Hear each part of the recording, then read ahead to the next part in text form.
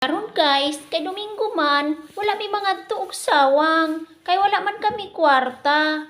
Karon, naglili lang si nanay sa ako ang saging. So karon, nahinog naman di ay. Amo kining lungagon para na ami makaon.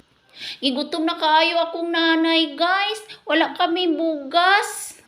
Domingo man unta karon, pero nag-init rami og tubig kay para masudlan ang among tiyan.